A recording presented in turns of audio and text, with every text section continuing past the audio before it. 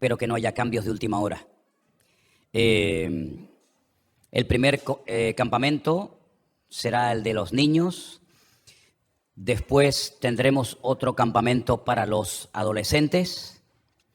Y después habrá finalmente un campamento para los jóvenes.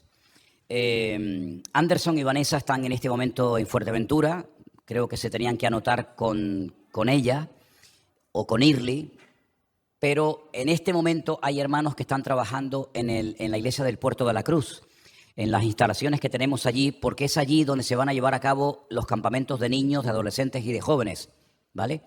Entonces están remodelando, están cambiando todos los baños, la cocina, las duchas, se han hecho duchas nuevas, se han puesto más, ¿verdad?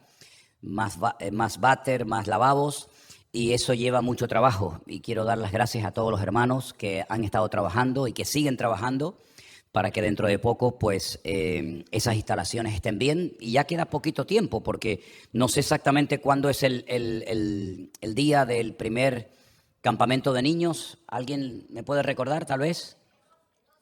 El 12. El 12 de julio empieza el primer campamento, después a continuación el de los adolescentes y finalmente el de los jóvenes. Entonces, queda poco tiempo para dejar todo listo. Yo espero, hermano Jair, ¿qué le parece? ¿Cree que sí? Bueno, amén. Por fe decimos que todo estará listo y creo que va a quedar muy bonito porque todo se está haciendo nuevo. Están trabajando muchísimo los hermanos, no solamente es quitar todo lo que había, sino volver a poner cosas nuevas, pisos, paredes, techos, fontanería, tuberías, instalación eléctrica, sí, muchísimo trabajo. No sé si todavía es necesario pedir voluntarios que quieran ayudar o si tienen tiempo. En el caso de que hubiera alguien que quisiera echar una mano y dispone de tiempo, pues se habla, por ejemplo, hoy, ¿no?, con nuestro hermano Jair, porque todavía queda un poquito de trabajo hasta el día 11 o 12, que dará comienzo el campamento de los jóvenes. Creo que en esta tarde también tenemos algunas personas que nos están visitando por primera vez. ¿Es así? ¿Pueden levantar la mano las personas que están aquí hoy por primera vez?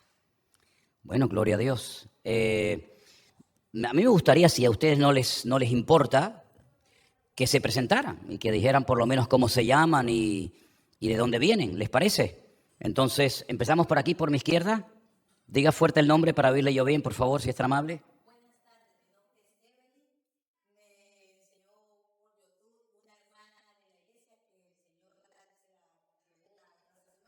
¿Oh, sí?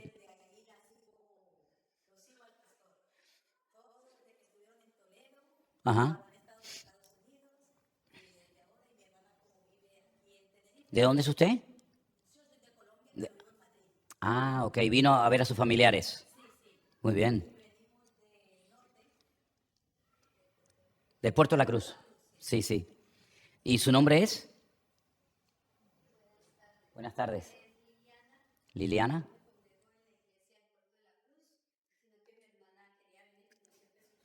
Claro, claro. Muy bien. ¿Y es su marido? ¿Cómo se llama usted?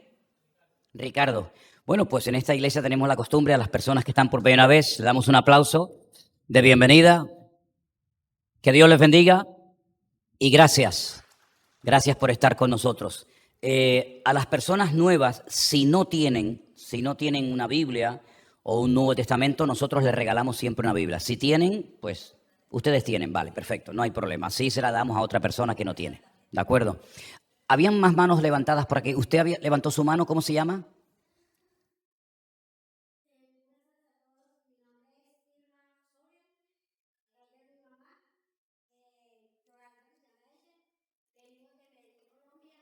También de Colombia, mira. Pe-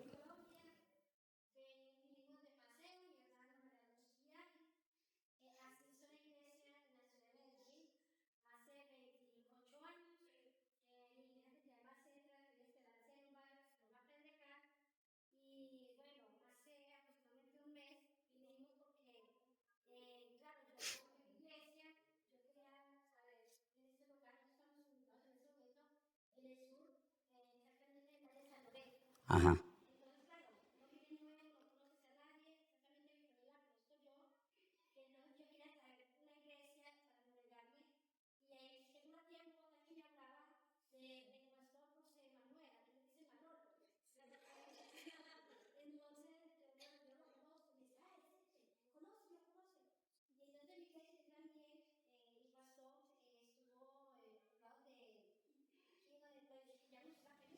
La península, sí, sí, sí.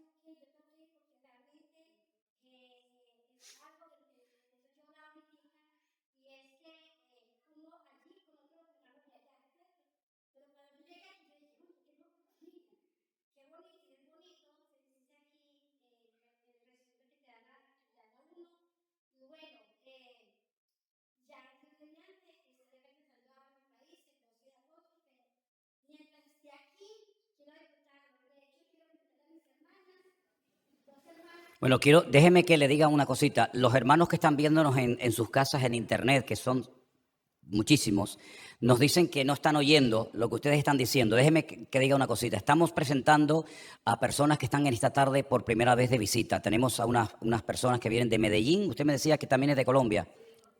De Cali, de la ciudad de... No se conocían entre ustedes, ¿no? Mira qué cosa tan... Qué pequeño es el mundo. Entonces estamos presentando en esta tarde a hermanas que vienen de visita aquí a nuestra congregación esta tarde de Cali, de Medellín.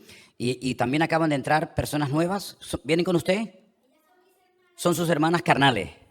Sí. Que viven en el sur de Tenerife. Ah, mira qué bueno. Bueno, pues le damos un aplauso también de bienvenida a este grupo de hermanas de Colombia. Dios les bendiga, hermanas. Dios les bendiga grandemente. Amén. Había más personas que habían levantado la mano que vienen por primera vez, ¿es así? ¿Se pueden presentar ustedes dos, por favor, si son tan amables? ¿Cómo se llaman? Háblame fuerte porque no te oigo. Abigail. Ah, ahora sí. Abigail. ¿Y vienes con tu mamá que se llama? Diana. ¿Y de dónde son ustedes? Pero no son colombianas. Ah, venezolanas. Bueno, más o menos. Vamos. Ok, un aplauso a la madre y a la hija que vienen del sur de Tenerife. Dios les bendiga. ¿Tienen Biblia los que han levantado la mano? Si no, nosotros les vamos a regalar la primera Biblia. Margarita, aquí hay personas que necesitan que se les regale una Biblia. Hay más personas atrás que habían... ¿Usted había levantado su mano ahí al fondo? Dígame su nombre, por favor. Margarita. ¿De dónde viene? Del sur de Tenerife. También. ¿De qué parte de Colombia? ¿De dónde es? De Antioquia. Bueno, pues ¿qué pasa con los colombianos? ¿Se pusieron todos de acuerdo hoy para venir aquí o qué? Pues hermana, Dios le bendiga, Margarita, y que el Señor le bendiga. La primera vez que viene. Bueno, gloria a Dios. Le damos un aplauso a nuestra hermana Margarita, también de Colombia, que nos visita hoy por primera vez. Bendiciones. ¿Hay más gente nueva? ¿Usted también, señora? ¿Cómo se llama usted, por favor? Usted es de Uruguay. Oh, Héctor Dimitrio, sí, claro. Los conocemos hace muchísimos años, Héctor y María.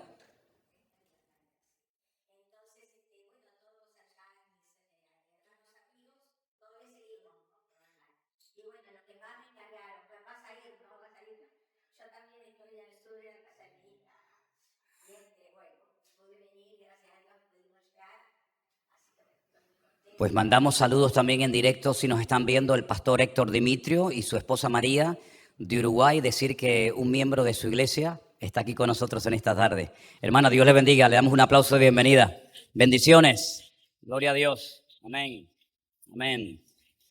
Bueno, decirles nuevamente que tenemos a muchísimos hermanos que están con el COVID, no pueden congregarse, ¿sí? Incluso Matías, que también lo conocen ustedes, que es el que junto con mi hija Priscila, pues están siempre aquí llevando la alabanza. Yo he hecho lo que buenamente he podido. Y también están, o han tenido hace poquito COVID, ahora están en el hospital porque ha nacido el niño anoche, a las 5 de la madrugada. Menuda hora también se buscó el niño para nacer, ¿no? Podía haber nacido a las 2 de la tarde, 1 al mediodía, pero 5 de la mañana. Bueno, yo también nací de noche, ¿no? Muy tarde, ¿no? Pero bueno, También hay gente de la alabanza que no ha podido estar porque también están contagiados. En fin, hermanos, yo le doy gracias al Señor por esta oportunidad que Dios nos da. Espero que no tengamos que volver otra vez a cerrar la congregación como la tuvimos durante algún tiempo. Pero bueno, ese tiempo en el que la iglesia estuvo cerrada, nosotros creíamos que no había nadie siguiendo estos cultos, estas reuniones, y resulta que para nuestra sorpresa nos dimos cuenta que cuando teníamos la iglesia cerrada era cuando más gente nos estaba escuchando y viendo en todas partes del mundo, ¿no? Yo en ese sentido he pedido ya muchas veces perdón porque, como bien saben ustedes, en más de una ocasión, durante aquellos largos meses de 2020, desde este mismo púlpito, con las sillas totalmente vacías y una iglesia completamente diferente a como es hoy en día, pues estuve tentado en más de una ocasión a dejar de hablar. Porque decía, Dios mío, ¿quién está escuchando todo esto? ¿Quién está viendo estas reuniones si hay miles de iglesias que se han cerrado? Muchos pastores, más de los que yo me había imaginado, han muerto. En este último viaje que hemos hecho a México y a Estados Unidos, así lo hemos podido comprobar.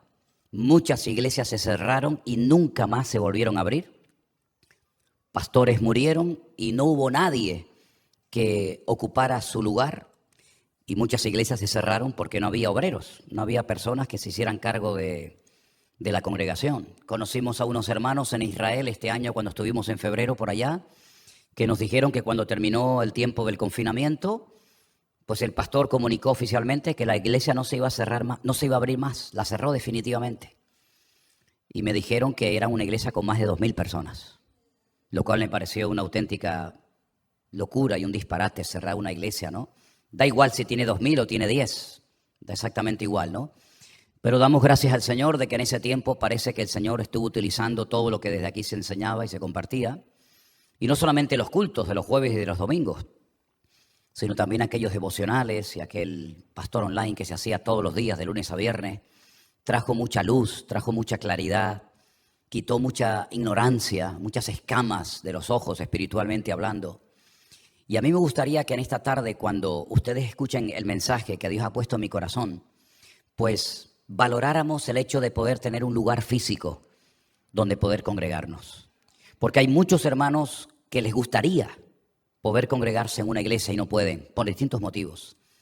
Tenemos hermanos, hemos conocido hermanos en este tiempo que están postrados en cama desde hace muchos años.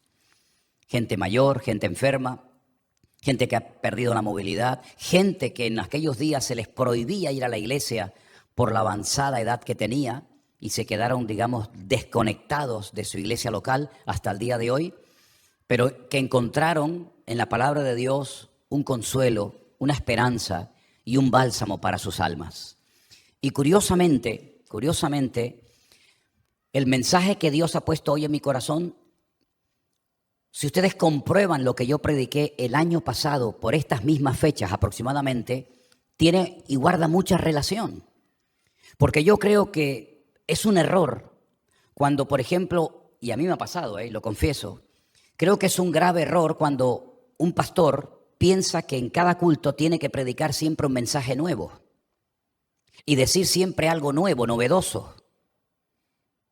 Y yo no predico con papeles generalmente. Yo hace muchos años que no utilizo ningún tipo de papeles, salvo a lo mejor 2 o 3 versículos y tal. Pero tengo en un cajón de la mesa de noche en mi oficina anotaciones de mensajes que yo he dado en estos últimos 21 años que llevo aquí. Y me doy cuenta que si nosotros hubiéramos puesto en práctica todos y cada uno de esos, yo no sé si son miles, pero por lo menos cientos de sermones que ustedes han escuchado, nuestras vidas, espiritualmente hablando, serían una maravilla. Porque yo creo que el Señor ha sido fiel a la hora de transmitirnos mensaje, palabra, exhortación, aliento, confrontación. Es decir, que no podemos quejarnos y decir, es que Dios no me ha hablado. Es que yo no he tenido la oportunidad de aprender de la palabra. No, en este caso eso no funciona. Nosotros hemos tenido mucha palabra, muchos mensajes, muchas oportunidades. Y yo espero que este mensaje que ustedes van a escuchar esta tarde no sea un mensaje más dentro del almacén de tu alma, sino que sea realmente algo que te ayude a valorar primeramente lo que tienes y sobre todo a ponerlo en práctica, que de eso se trata cuando oímos la palabra. Quiero llevarles al último libro de la Biblia, del Antiguo Testamento me refiero. En nuestras Biblias, como bien saben ustedes, lo he dicho muchas veces, la Biblia que tenemos la tradujo del griego y del hebreo un cura, un sacerdote español que vivía en Sevilla, que tuvo que huir de España para salvar su vida de lo que estaba haciendo en aquel momento la Santa Inquisición. Y tuvo que huir a varios países de Europa, Suiza, Alemania, y desde allí escribió y tradujo la Biblia.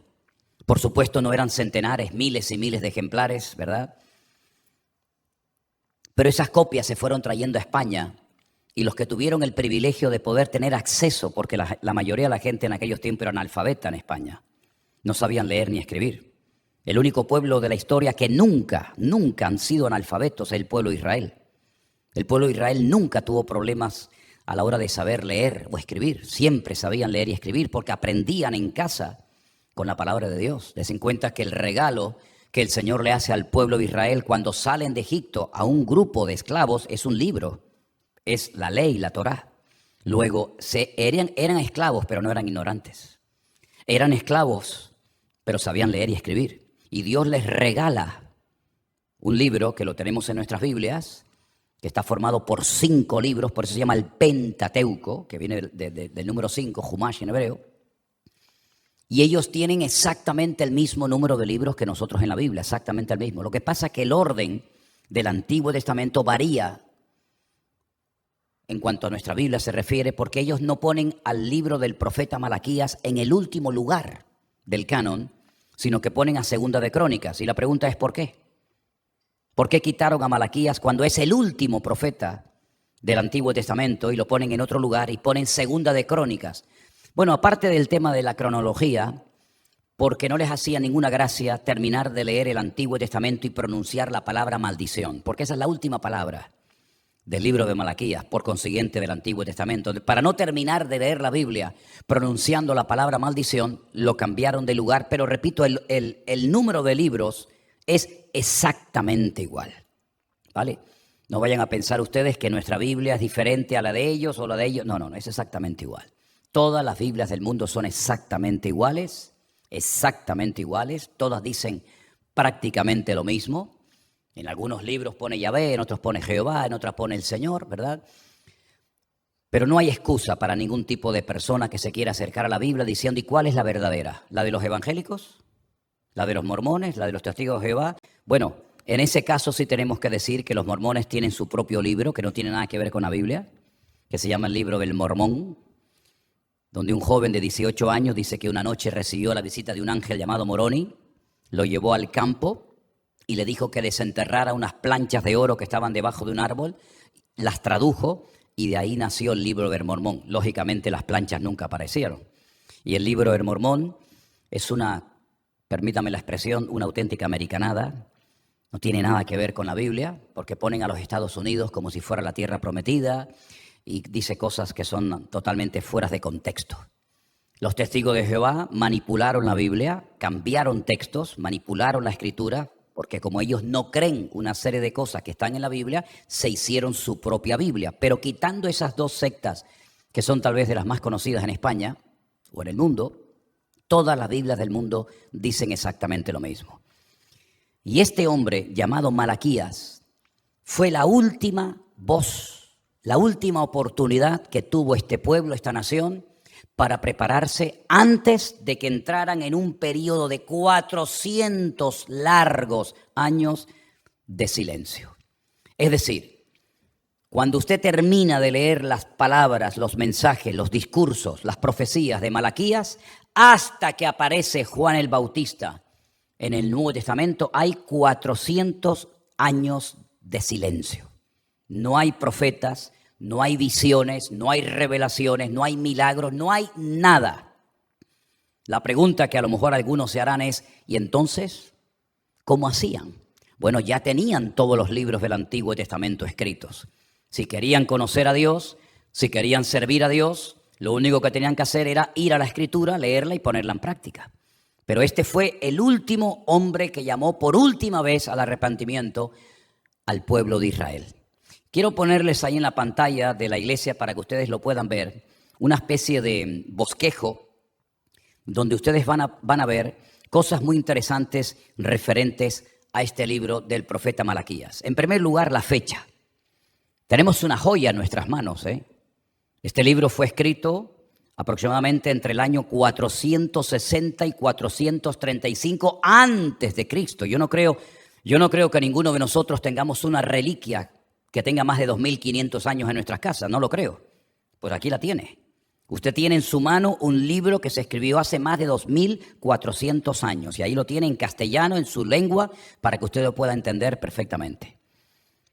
A lo largo del libro hay 4 temas, ahí los tiene usted bien especificados, que son los que vamos a encontrar leyendo las páginas de este libro tan interesante.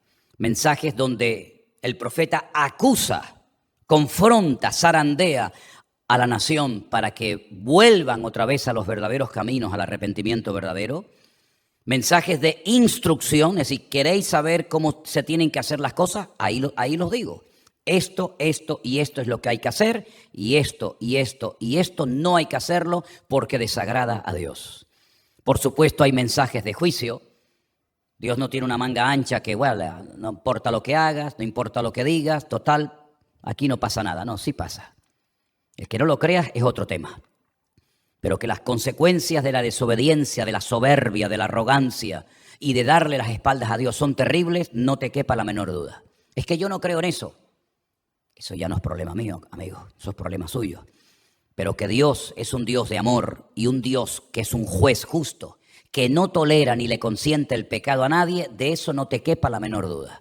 Hay mensajes de juicio, pero también hay mensajes de esperanza, ¿sí? Dios te confronta, Dios te habla, Dios te sacude, te toca la conciencia y te da la posibilidad de cambiar. Si no cambias, no le eches la culpa al gobierno, no le eches la culpa a la iglesia, no le eches la culpa a Dios, no le eches la culpa al diablo, no le eches la culpa a nadie. Mírate a ti mismo, que es lo que el profeta Malaquías intenta hacer a lo largo de su ministerio, que la gente se deje de justificar, que la gente se deje de echarle la culpa a los demás y se den cuenta de que son ellos, a título personal, los que se han metido en un callejón sin salida y del cual algunos, lamentablemente, no quieren salir. Vamos a comenzar a leer a partir del capítulo 1, si les parece. En el capítulo 1, el primer versículo nos da un dato muy interesante. Y es lo siguiente: profecía de la palabra de Dios contra Israel por medio de Malaquías. Es decir, hay un hombre llamado Malaquías que Dios lo va a utilizar para hablarle al pueblo de Israel. Por consiguiente, tenemos que centrarnos en la historia y tener en cuenta que lo que Dios le va a decir al pueblo a través de Malaquías no es un mensaje para todas las naciones de la tierra. ¿Cuántas veces yo he dicho que para poder entender la palabra de Dios hace falta respetar el contexto histórico, la cultura, el tiempo, las costumbres, la época? Y en este caso el mensaje no va dirigido a los babilónicos o a los egipcios o a los romanos o al mundo en general, sino es un mensaje específico, como hemos leído, de acusación, de instrucción, de juicio y de esperanza a un pueblo, a una nación llamada Israel en aquel momento. Y entonces ahora, después de esta presentación, dice en el verso 2, yo os he amado, dice el Señor. Ahora, antes de seguir leyendo, en el libro hay 55 versículos en el texto original. De esos 55 versículos, en 47 Dios habla en primera persona del singular. Es decir, es un mensaje directo de Dios al pueblo de Israel. Es decir, nunca podrían tener esta gente la excusa de decir Dios no nos habló, Dios no nos instruyó y no nos dijo lo que teníamos que hacer. Falso, rotundamente falso. Eso lo podían decir otras naciones, eso lo podían decir otras culturas y civilizaciones, pero en el caso de Israel esa excusa no es válida. Porque si a un pueblo Dios le habló, sin lugar a dudas, fue al pueblo de Israel. Y Dios le dice a ese pueblo, yo os he amado, dice el Señor. Y la pregunta de esta gente, que es increíble, dicen, ¿en qué nos has amado tú? Dios le dice al pueblo, yo os he amado, y el pueblo le responde a Dios, ¿en qué nos has amado? Y entonces Dios presenta un argumento y menciona a dos hermanos gemelos, que ustedes los conocen si han leído la Biblia, que son los siguientes. ¿No era Esaú hermano de Jacob? Ahí están los dos hermanos gemelos, Esaú y Jacob. Y dice el Señor, y a Jacob amé. Es decir, de los dos que nacieron, Esaú y Jacob, estos hermanos gemelos que eran totalmente diferentes por dentro y por fuera, Dios escogió a Jacob, al cual tiempo más tarde, como bien saben ustedes, les cambió el nombre. Ese pueblo llamado Israel primeramente, ¿verdad?, tiene que ver con Jacob, y Dios le cambia el nombre a Jacob porque el nombre Jacob tiene una connotación completamente diferente a lo que Dios quería hacer a través de ese pueblo. La palabra Jacob lleva en la primera letra una letra que se llama la yod, que es como una especie de gancho, y hace referencia al hecho de que el día que lo parió su madre, ¿verdad?, dice la Biblia que él enganchó el talón de su hermano para no dejarlo salir, y ahí hubo una pelea. Ya había una pelea en el vientre de la madre, y fueron guerreros toda la vida, siempre pelearon el uno contra el otro, pero Jacob siempre fue un hombre que intentó obtener la bendición a cualquier precio. Y ahí viene bien el refrán que dice, el fin no justifica los medios. En este caso Jacob, si tenía que engañar, engañaba. Si tenía que mentir, mentía. Si tenía que manipular, manipulaba. Es decir, cualquier cosa con tal de obtener lo que yo quiero. Ese espíritu está muy latente en la sociedad hoy en día. Ya lo podemos ver en las criaturas pequeñas hoy en día, que ponen a llorar y a llorar y a llorar y a pedir y a patalear y a insultar y a lo que sea, hasta que la madre dice, toma, y entonces ya el niño se calla. Ese es el espíritu que tenía Jacob, siempre tratando de obtener las cosas a cualquier precio. Engañó a su padre, suplantó la primogenitura de su hermano por triquiñuelas, etcétera, etcétera, ¿verdad? Hasta que Dios dijo, basta, ya está bien. Ya has vivido mucho tiempo dándole rienda suelta a ese caballo desbocado que llevas por dentro, y a partir de ahora yo te voy a enseñar otra forma, otro estilo de vida. Y por eso le cambia el nombre y le pone Israel. El nombre Israel es muy interesante, yo creo que ya en su momento lo expliqué.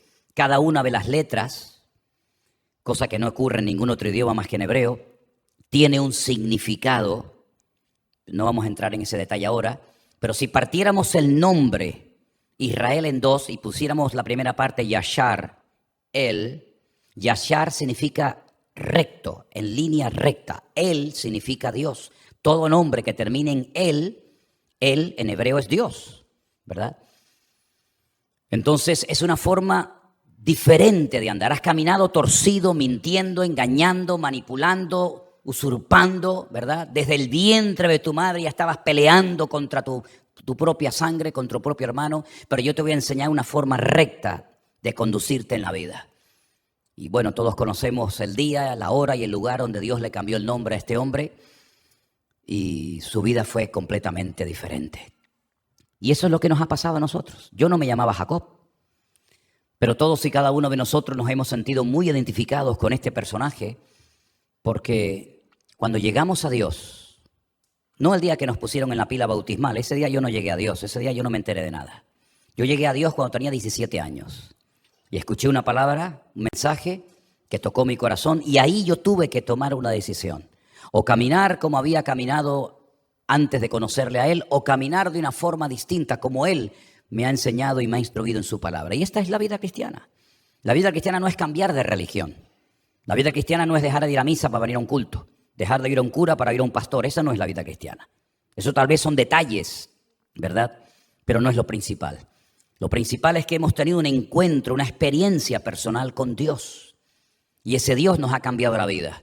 Y ahora uno se tiene que preguntar, ¿voy a seguir siendo el mismo de toda la vida? Manipulador, orgulloso, soberbio, arrogante, mentiroso, etcétera, etcétera. O voy a intentar, por lo menos con la ayuda del Señor, vivir una vida diferente, lo más parecida a la que Él nos dejó como ejemplo en la Biblia. En eso consiste la vida cristiana. Claro, el listón está muy alto. No es fácil imitarlo a Él, pero no es imposible. Y con su ayuda Y con su respaldo vamos a poder caminar cada día más derechos delante de la presencia del Señor. Amén, hermanos. Por eso la vida cristiana, yo siempre lo he dicho, el hombre que es un cobarde no sirve para ser cristiano. Porque para ser cristiano hay que tener mucho valor. Porque te vas a enfrentar con los amigos, te vas a enfrentar con los vecinos, te vas a enfrentar hasta a veces con la familia. Vas a verte más solo que la una. Te van a llamar de todo, que te han comido el coco, que te van a sacar el dinero, que te has metido en una secta. Y para soportar todo eso, por amor a Dios, un cobarde no puede. Un cobarde dice, ¿quién? Yo. Ser el hazmerreír. En el ejército, en el equipo de fútbol, en los compañeros de trabajo, en la universidad. Mejor es ir a favor de la corriente y así no me meto en problemas. ¿Y qué dijo el Señor? Que esta vida es como un camino muy ancho, una avenida muy ancha, que todos van por ella, pero es un camino que lleva a la perdición.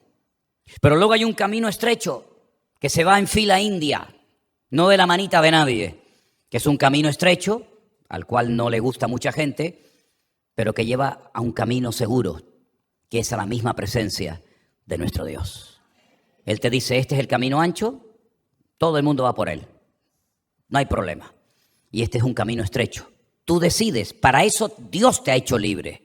Dios nos había podido meter una especie de programa en la cabeza, imposible de rebelarnos contra Él, teníamos que amarle por fuerza, pero Dios no lo hizo así.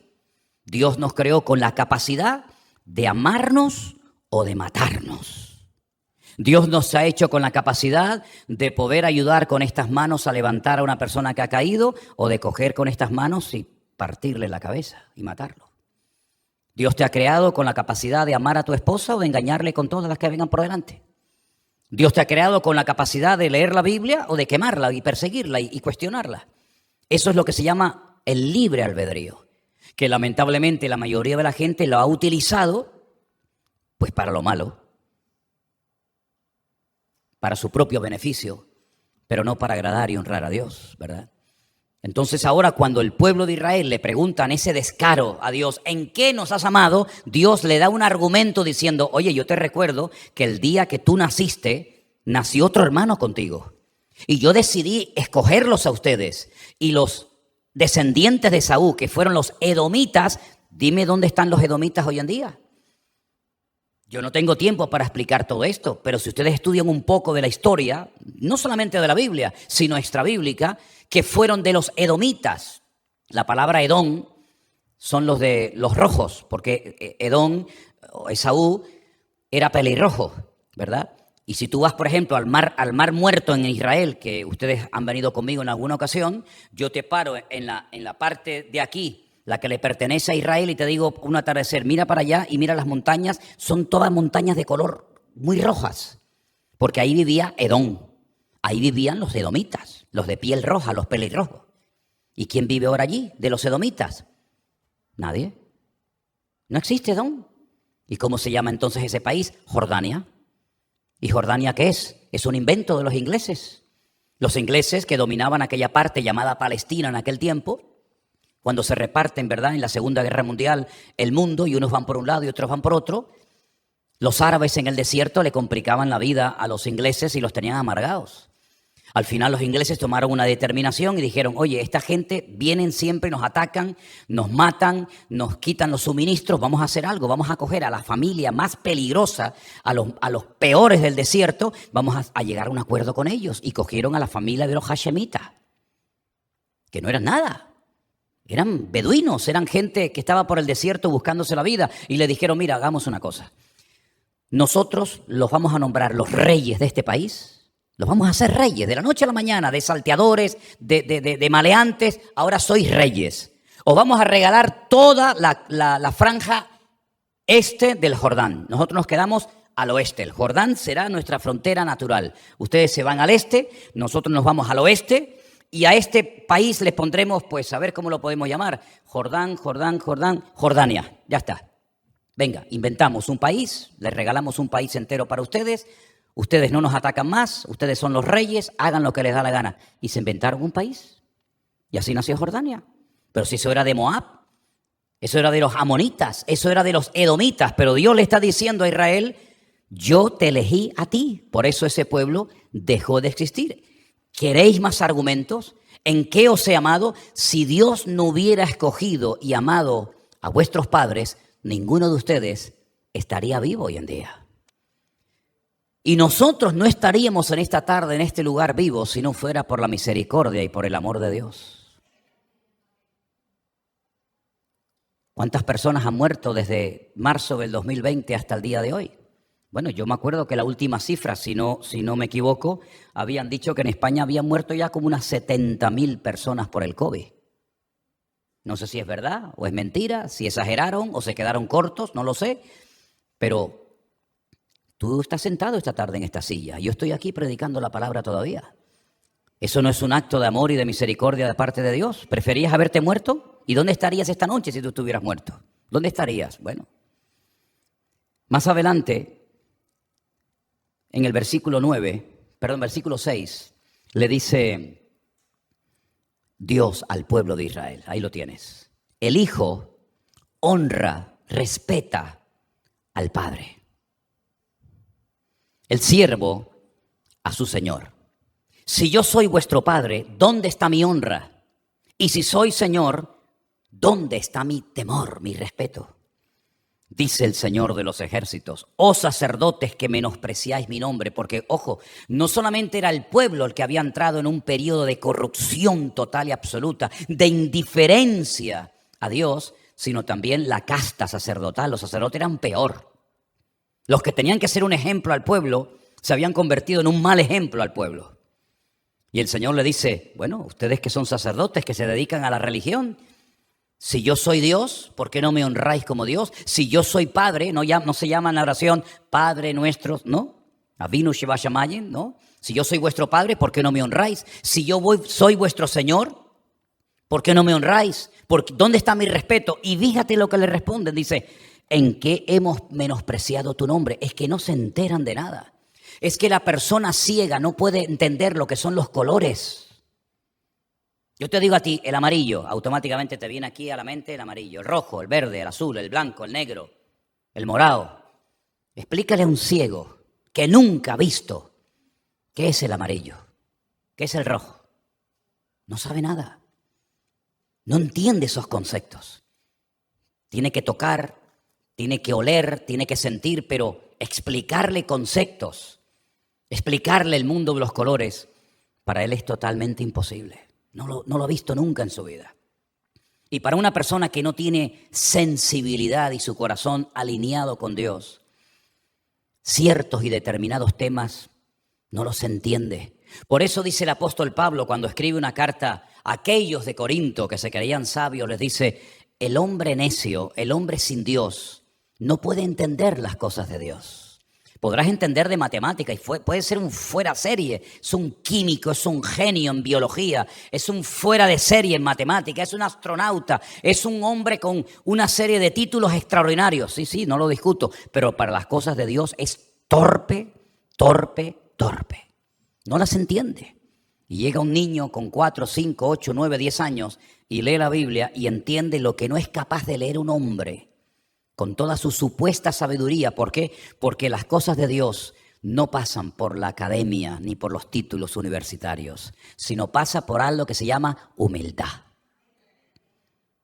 Y pasa por el decir, Señor, yo no sé nada y quiero aprender como un niño aprende y depende de su padre absolutamente para todo. Y claro, es muy difícil a un hombre de 30, 40, 50, 60 o más años tener que decirle, amigo, lo que tú has heredado o te impusieron, vete tú a saber, fue una religión que tú ni siquiera elegiste. Esto se lo decía yo ahora a muchos hermanos latinos cuando estuve ahora en Estados Unidos, hermanos de Ecuador, de Nicaragua, de Guatemala, de México, de Honduras, de Colombia. Algunos me decían, no, yo vine de visita porque mi hermana, mi cuñado, mi primo, mi sobrino quería que viniéramos hoy a la reunión, me hablaron de ustedes y queríamos saludarlos, pero yo soy católico, me decía, yo soy católico. Digo, ya. Digo, mira, una preguntita, ¿y dónde escogió o dónde decidió usted ser católico? Porque si nosotros los españoles no hubiéramos venido aquí hace 500 años, sino que hubieran, por ejemplo, venido, vamos a poner, los musulmanes, ninguno de ustedes hoy en día diría que soy católico. Dirían que soy musulmán. o si hubieran venido otras civilizaciones. Pero vinieron los españoles, se fueron y dejaron una religión que no servía en España y la dejamos aquí. Una religión que lo único que traía era miseria, pobreza y decadencia moral y espiritual. Y mientras Europa crecía, porque tenía acceso a las escrituras y a la cultura, aquí nos quedamos en la Edad Media. Y encima expulsamos a los judíos y a los árabes, que en aquel tiempo eran los que sabían de tecnología, de matemáticas, de astronomía, y nos quedamos, ¿con qué nos quedamos? Con miseria y pobreza. Y tuvimos que mandar a lo peor a Latinoamérica para poder traer tesoros de allí, y ya de paso le dejamos una religión donde aquí tuvimos que inventar una cosa que se llamó la Santa Inquisición para matar a los que nosotros creíamos que eran nuestros enemigos. Entonces, usted me dice que es católico, pero usted va a misa, dice, no, ni creo en los curas ni en las monjas tampoco. Y entonces dice, no, pero entonces ser católico es ser nada. Porque por lo menos el musulmán puede presumir de decir, oye, yo 5 veces al día oro, el buen musulmán me refiero. Y ayuno un mes al año en el Ramadán, aunque como por la noche, sí. Pero ¿y el católico? La inmensa mayoría de la gente que dice católica hace años que no pisa una misa. Critica del cura, critica de la monja, critica de esto, critica de lo otro. Es capaz, como yo he dicho, en estos días de carnaval, me imagino que ninguno de ustedes ha participado en esta barbaridad, ¿no? Pero bueno, es la única época del año en la que la gente no se disfraza. Yo siempre lo he dicho, no sé si se me entendió o no, pero yo creo que la única época del año cuando la gente no se disfraza es en la época del carnaval. El resto del año es cuando están disfrazados. En el carnaval no, en el carnaval se ponen y se manifiestan tal y como ellos son. Pero el resto del año nos vestimos con la careta de la hipocresía. ¿Cómo estás? Bien, muy bien. Estás hecho polvo, desastre, un vacío total. ¿Y cómo te va la vida? Bien, muy bien. ¿Y qué tal los hijos? Bien. Uno en la droga, el otro en la depresión, el otro en la brujería, el otro se fue de casa, el otro le pegó a la madre el otro día, el otro está en la cárcel, el otro no sé. No, pero va bien, estamos bien. Pues menos mal que estáis bien. Llegáis a estar mal y os pegáis tiros unos a otros. Y eso es lo que le pasaba al pueblo de Israel, que perdió la sensibilidad, que es lo que le ha pasado a la gente hoy en día. Y eso es lo peor que te puede pasar como persona, perder la sensibilidad. Pero lo curioso es que hay gente que son más sensibles a una desgracia de un animal, que yo por supuesto los entiendo, que a lo mejor a la desgracia que ha tenido una persona. Y somos capaces de estar comiendo, viendo cómo bombardean un país como Ucrania o cómo un niño se muere de hambre en África y estamos comiendo y dices, pobrecito, qué pena, fíjate tú el terremoto, se ha llevado a 20.000 personas, qué cosa, qué tremendo. Y mira, bombardearon el otro día la ciudad y estamos ahí comiendo, pero de repente sale la escena de un perrito atropellado en una carretera y nos ponemos a llorar, nos tiramos de los pelos. Y yo digo, oye, ¿por qué no somos más sensibles también a las cosas de Dios? Porque somos sensibles a las focas, a las ballenas, a los perros, a los tiburones, a las gallinas, a lo que tú quieras. Pero ¿y por qué no somos sensibles a las cosas de Dios? Yo les voy a decir por qué. Yo les voy a decir por qué el hombre no quiere ser sensible a las cosas de Dios. Por una sencilla razón. Primero, porque tendrías que admitir que hay un Dios. Y eso a la gente, a algunos no les interesa. Porque en el momento en el que admitas que hay un Dios, ya no te has creado a ti mismo. Ya no eres producto de una serie de cambios de mutación, sino que ahora eres producto de una intervención divina. Y eso, ojo, te tira por tierra muchas teorías. Segundo lugar, si ese Dios verdaderamente existe, repito, una hipótesis, si ese Dios verdaderamente existe y Él ha dejado unas directrices, unos parámetros, una Biblia, a través de la cual nos ha hablado y nos muestra el camino correcto y el incorrecto, eso quiere decir que al final del camino yo tendré que rendirle cuentas a ese Dios. Y eso no me interesa. Porque la gente hoy en día quiere vivir en una anarquía total y absoluta. No le quiere rendir cuentas a nadie. Yo me acuerdo hace años había un respeto a la policía que hoy en día se ha perdido. Hoy en día se ha perdido el respeto a los padres. ¿Se acuerdan antiguamente cómo eran los padres? En mi época, que no estoy hablando del siglo XIV, en mi época se decía, cuando los adultos o los padres hablan, los niños se callan. Hoy en día es al revés. Cuando el niño habla, el padre y la madre se callan a que el niño exponga. ¿A qué niño se le ocurriría hace años atrás decirle, no mamá, eso no es verdad, eso es mentira? Dile eso a tu padre hace unos años atrás. Te mandaba un mensaje telepático que lo entendías perfectamente. Hoy en día los hijos le dicen a la madre que es mentira, la insultan, le patean, le manipulan y me tienes que dar, y me tienes que dar, y me tienes que dar. Y entonces Dios dice, si yo soy vuestro Dios, según lo que ustedes dicen, si yo soy vuestro Padre, si yo soy vuestro Creador, ¿por qué no me respetan como tal? Es una incongruencia decir yo soy cristiano y vivir en una anarquía total. Porque si eres cristiano, busca, mira en un diccionario si te interesa qué significa la palabra cristiano. Que no tienen ni idea la mayoría de los que se definen como cristianos. ¿Qué es un cristiano? Vayamos al diccionario de la Real Academia Española y dice persona adulta, seguidora de las enseñanzas de Cristo. Así que si yo soy cristiano es porque sigo a Cristo. Y seguir a Cristo significa vivir conforme a lo que Él me estableció. Y si no te interesa, te haces budista, o te haces ateo, o te haces agnóstico, o te haces lo que quieras. Pero si te llamas cristiano, tienes que ser consecuente y coherente con lo que acabas de decir. Y si no, no te llames cristiano. Llámate de otra manera. Y por eso ellos menospreciaban a Dios. ¿Y qué hacían para menospreciar a Dios? Mira qué ejemplos aparecen aquí. Tremendo. Ofrecisteis sobre mi altar cosas inmundas. Cuando ofrecéis el animal ciego para el sacrificio, ¿eso no es malo? Cuando ofrecéis el cojo o el enfermo, ¿eso no es malo? Preséntaselo a tu príncipe. ¿Acaso se agradará de ti o le será acepto? Dice el Señor. Es decir, cuando se hacían los sacrificios, ya hoy en día eso no existe, pero en aquellos días, cuando alguien se quería acercar a Dios, había un ritual, había un sistema que eran sacrificios de animales. Ellos construían un altar de piedra, en este caso no hacía falta porque ya estaba en el templo de Jerusalén dicho altar. Iban, presentaban un animal, ponían las manos sobre la cabeza. Yo les digo lo que se hacía, ¿vale? Ponían las manos sobre la cabeza, pedían perdón, supuestamente ellos le traspasaban a ese animal sus pecados, el animal lo degollaban, derramaban la sangre, parte del animal se podía comer, depende, por los sacerdotes, otras partes no, les prendían fuego y así era una forma de quedar bien ante los ojos de Dios por lo menos un tiempo, temporalmente. Pero claro, cuando Dios pedía que trajeran esos sacrificios, no le podías traer, como hemos leído aquí, el peor de la manada. Ibas a la manada y decía, a ver, el enfermo, aquel que está con el ojo así todo hinchado, aquel que está enfermo, que tiene unos bultos terribles, ese, vamos a cogerlo, ese para el Señor. No, el más bonito no, el más gordo no, ese para mí, se me lo voy a comer esta noche.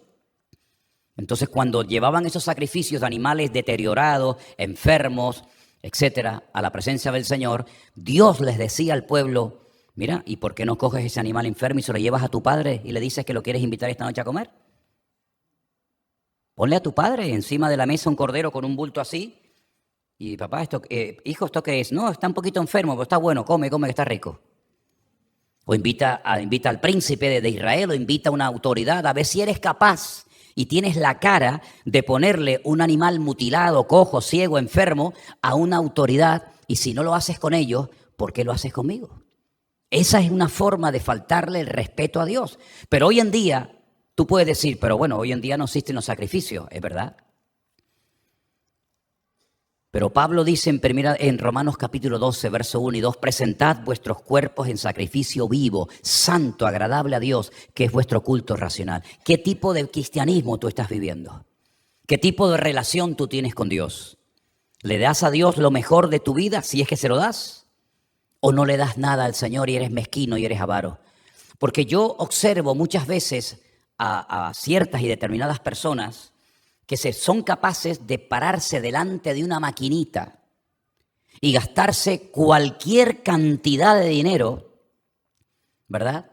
Porque están enganchados, a ver si me sale el premio gordo, y son tan torpes que meten 300 euros para sacarse un premio de 20. O meten 1000 para sacarme un premio de 500. Pero vamos a ver, se ha perdido hasta la lógica, el sentido común. Y luego tienes a lo mejor en tu casa una carencia, una necesidad, y eres incapaz de proveer para los tuyos, pero eres capaz de estar todo un santo día frente a una máquina, jugando a las tragaperras, jugando a esto, jugando a lo otro, con la esperanza de que te toque un premio para levantar cabeza y pagar lo que debes. ¿Y tú te lo crees?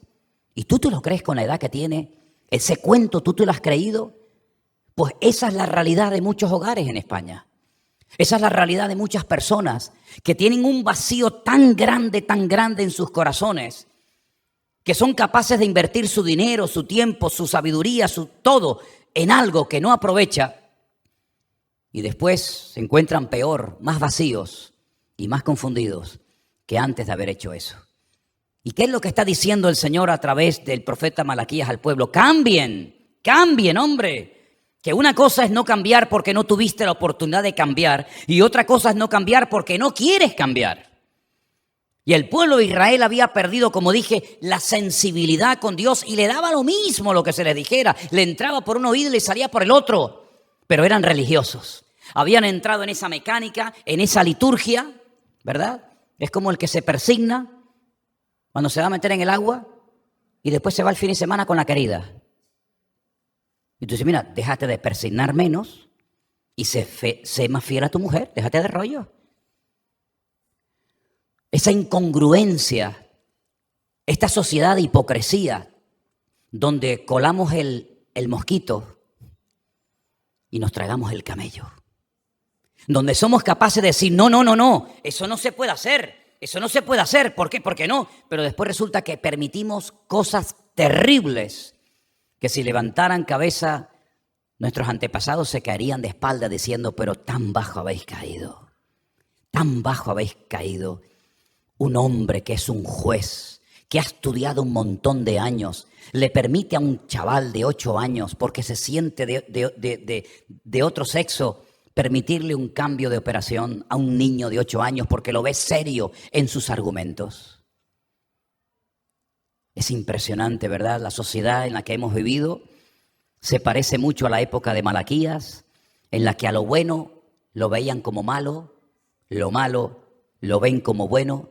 Y en medio de esta selva en la que vivimos, con ordenadores, con iPad, con teléfonos y con esto y con aquello, cada vez la sociedad más vacía, cada vez más distanciados los unos de los otros. Y como aquella cultura de Grecia que estaban todo el día dándole culto al cuerpo, si ustedes se dan una vuelta por estas calles de la iglesia, van a contar 10 gimnasios. En 2 calles, en esta, en la que baja y en la que da la vuelta a la iglesia, 10 gimnasios. Y te los encuentras desde por la mañana temprano hasta altas horas de la noche, machacando el cuerpo, cargando ruedas tremendas, cadenas para arriba. Pero no le digas, mira, ¿quieres venir a trabajar aquí a Mercatenerife a descargar unos camioncitos? No puedo porque me duele la espalda, tengo problema de ciática. Pero luego se pegan 8 horas cargando unas pesas que yo no sé cómo levantan aquellos. El culto al cuerpo, igual que los griegos. Eran exactamente igual que los griegos, el culto al cuerpo, ¿verdad? ¿Y Dios, dónde lo dejamos? ¿Dónde lo hemos dejado? ¿Dónde lo hemos perdido si algún día lo tuvieron algunos? Ese es el mensaje que Malaquías le lanza a este pueblo. Y quiero terminar, aunque podría hablar mucho acerca de esto. Fíjense lo que dice en el último capítulo. Porque aquí viene el día ardiente como un horno. Todos los soberbios y todos los que hacen maldad serán como la estopa. Aquel día vendrá y los abrazará, ha dicho el Señor de los ejércitos, y no dejará raíz ni rama. Mas vosotros los que teméis mi nombre, nacerá el sol de justicia, en sus alas traerá salvación. Y saldréis y saltaréis como becerros de la manada, una alegría tremenda. Hollaréis a los malos, los cuales serán ceniza bajo la planta de vuestros pies, en el día en el que yo actúe, dice el Señor de los ejércitos.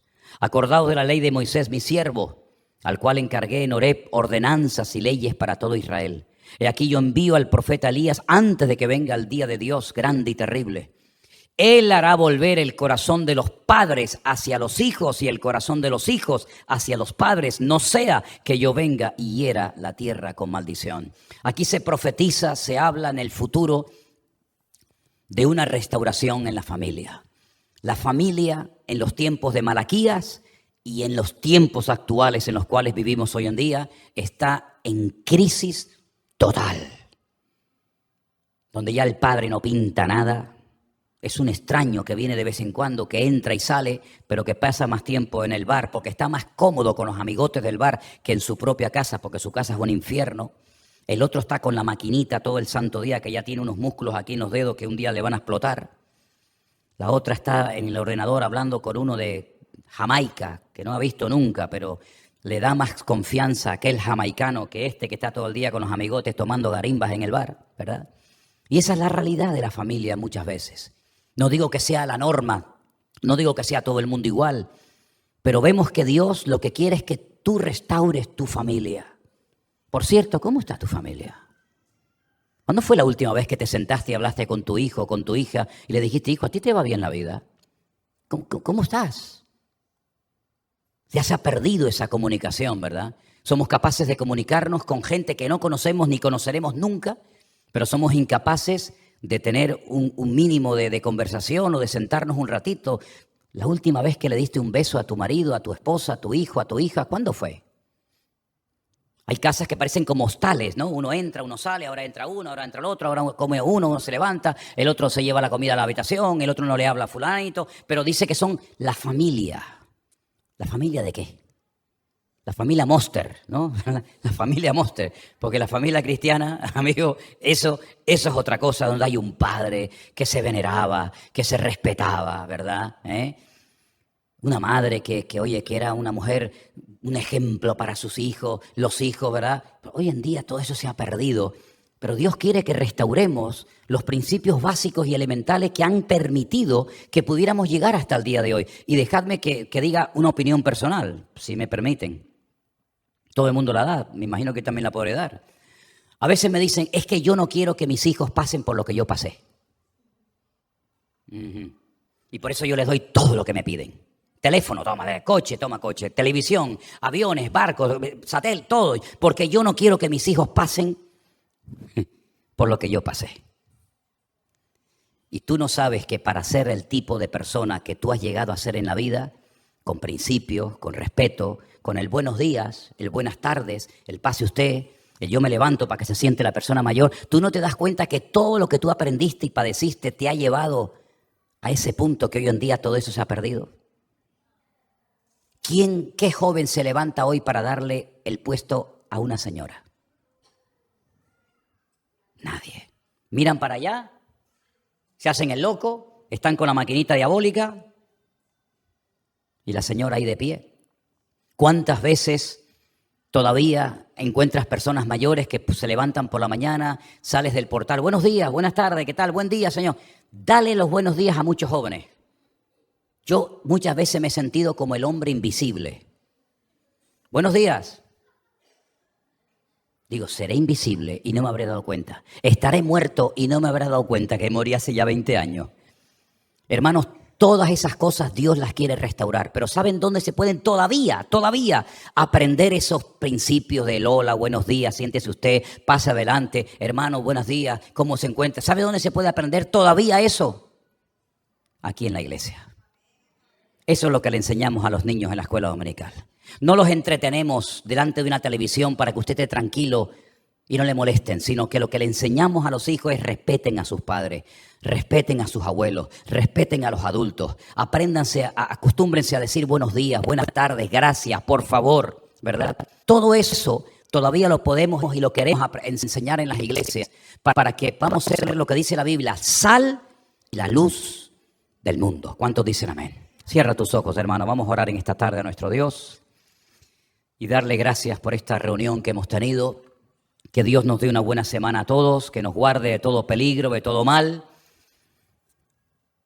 Y que el Señor traiga sanidad a todos los hermanos y hermanas que se encuentran enfermos en esta tarde. Yo sé que muchos han visto el culto en directo. Les mandamos un saludo a todos. También hermanos que están ahí reunidos en su casa en este momento viendo esta reunión. Señor, trae tu bendición sobre tu amada iglesia, Padre. Ayúdanos a valorarte, ayúdanos a amarte cada día y que nunca, nunca jamás nos olvidemos de ti y de tu palabra. Que tú seas lo primero y más importante en nuestras vidas. Que nada te desplace, que no nos dejemos arrastrar por la corriente de este mundo, sino que seamos diferentes, porque tú quieres que seamos diferentes, Señor. Ponemos todo en tus manos, en el precioso nombre de Jesús. Amén y amén. Nos ponemos de pie, queridos hermanos.